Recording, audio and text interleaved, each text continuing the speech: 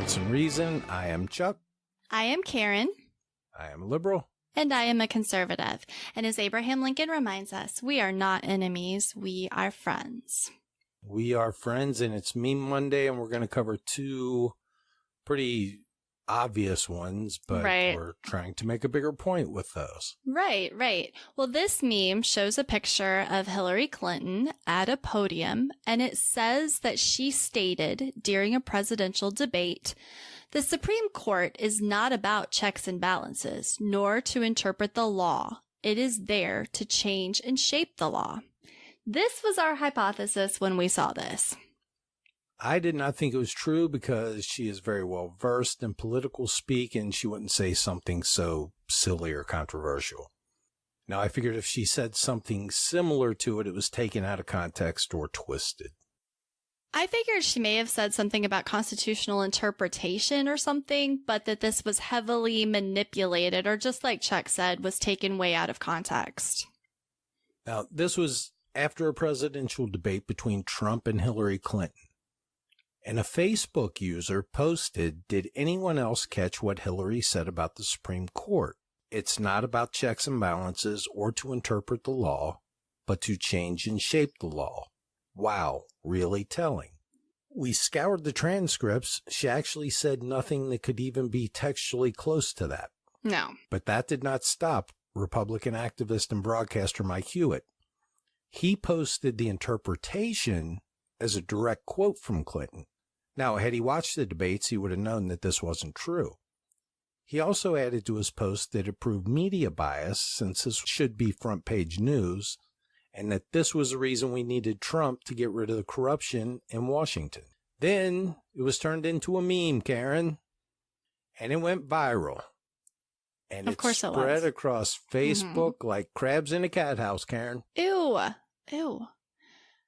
All right. Well, the next meme was wildly popular. I think everybody saw it. And it was supposed to be a quote from Donald Trump in People magazine in 1998 that said, "If I were to run, I'd run as a Republican. They're the dumbest group of voters in the country.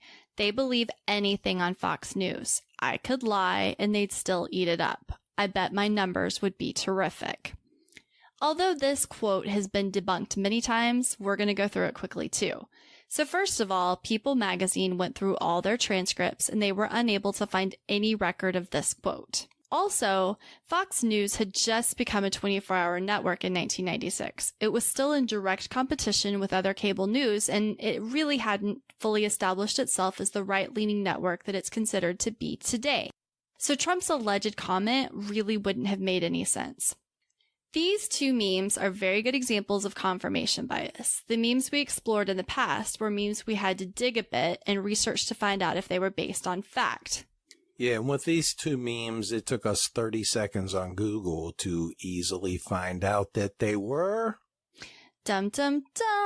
Totally and completely false. So why do people believe them? Well, it's due to a rather unfortunate psychological phenomena called confirmation bias, or that's my belief and I'm sticking to it. And that, my dear co-host, is why our podcast is never going to be popular. Because no one is ever going to feel confirmation bias listening to us. No, it's our listeners and the people on our page really have to challenge themselves, and they do, and we're very happy. I mean, we have to challenge ourselves, and that's kind of what we're learning, is that this is a journey for us too, for sure. Yeah, and don't think the campaign strategists are unaware of this, and that's why they try to keep people in this heightened state of anger all the time. Because the angrier that you are, the more likely you are to vote. Now, studies have shown that those with the most polarized views share 4 traits. They are more likely to vote. They feel more informed than other people.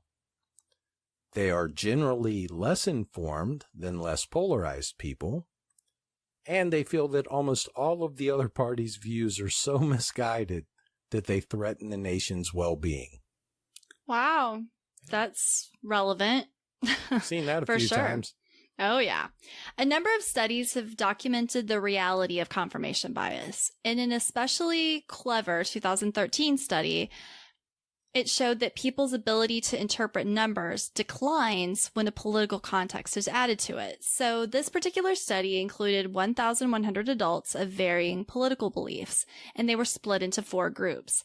The first 2 groups received a small table of data about a hypothetical skin cream and whether it worked to reduce rashes. Some got data suggesting that the cream worked. Others got data suggesting it didn't. But people of all political persuasions had little trouble interpreting their data correctly. The other 2 groups got tables of data with exactly the same numbers. But instead of indicating whether skin cream worked, the labels on the table now said the data was showing a number of cities had enacted a ban on handguns or hadn't, and whether the results had been lower crime rates or not. Some got data suggesting that the handgun ban had reduced crime. Others got data suggesting it didn't. The data tables were identical to the skin cream example, but people in these groups became unable to describe what the tables found. Instead, political liberals and conservatives both tended to find that the data supported their pre-existing beliefs about guns and crime, even when it clearly didn't. So they could interpret the data very clearly if it was just about something they had no personal investment in. Right, and explain it to someone else. Yeah, but once they were personally invested in the outcomes, the data didn't really mean anything. They just read it to mean whatever they wanted it to mean. Right. That's crazy. I mean, it's just amazing. In short, many Americans wear information about public policy like medieval armor, using it to ward off challenges. Of course, it's always easy to define others as hyperpartisans who won't even acknowledge basic facts. But what about you? Now, one obvious test is how much your beliefs change depending on the party of the president. For example, have your opinions on the economic dangers of large budget deficits varied, coincidentally, with whether the deficits in question occurred under President Bush or Reagan, Obama or Trump? Now, when it comes to political beliefs, most people live in a bubble of manufactured outrage and self-congratulatory confirmation bias. Being opposed to political polarization doesn't mean backing off from your beliefs, but it does mean holding those beliefs with a dose of humility. And as you know, Karen, I am nothing if not humble. Of course. Yeah. So if you cannot acknowledge that there's a sensible challenge to some of your political views, even though you ultimately do not agree with the challenge, if you can't acknowledge that it's a sensible challenge, you're probably ill-informed. Right. Elizabeth Colbert wrote, "If reason is designed to generate sound judgment, then it's hard to conceive of a more serious design flaw than confirmation bias."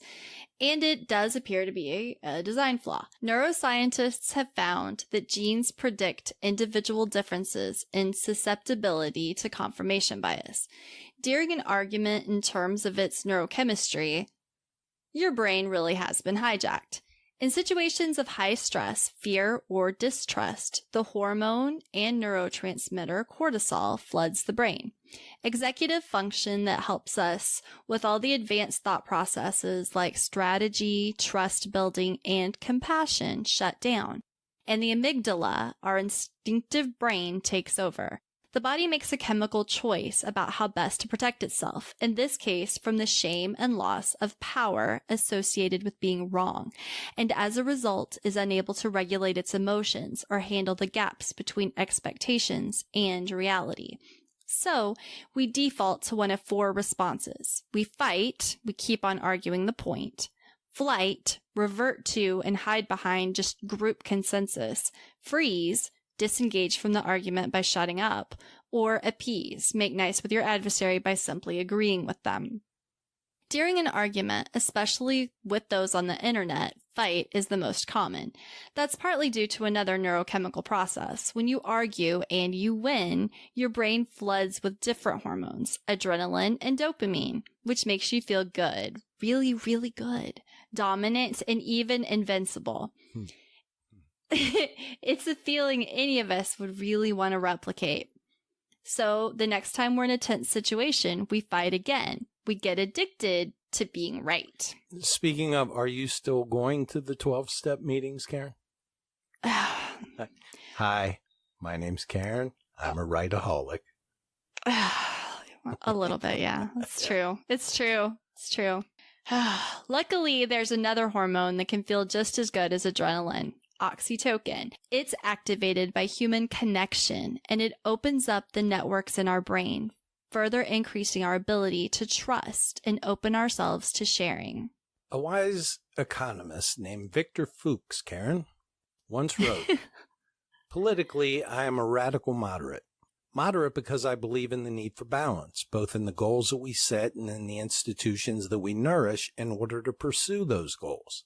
Radical because I believe that this position should be expressed as vigorously and as forcefully as extremists on the left and right push theirs. But most moderates aren't radical. Instead, they're often turned off and turned away from an increasingly polarized political arena. What that does is it leaves the loudest and least informed to make the decisions. We're doing everything in our power to change that, right? Yes, we are. Here's a poem by Shannon L. Alder that illustrates this concept. Read it with sorrow, and you will feel hate.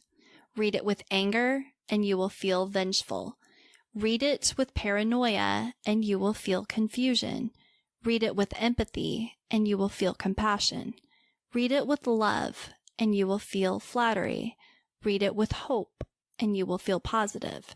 Read it with humor, and you will feel joy. Read it without bias, and you will feel peace. Don't read it at all, and you won't feel a thing. For now, that is all we have to say about that. We want to thank everyone who takes the time to listen to us, and as usual, you can find us on Podbean, Stitcher, and iTunes. We'd also really appreciate you dropping us a positive review on iTunes or on our page. We have a pretty active Facebook group. If you'd like to join, you can find us on Facebook at Rants and Reason Podcast Facebook group. We always want to thank our moderators. They do a great job there. They really do. And we like to ask a lot of questions, so we really, really appreciate everyone's interaction. You can always follow us on Twitter at Rants Reason. And if you would like to support the show, we do have a Patreon page. You can find us on Patreon at Rants and Reason. And that is today's Meme Monday. Thank you. Yep. Thank you so much. Bye. Bye.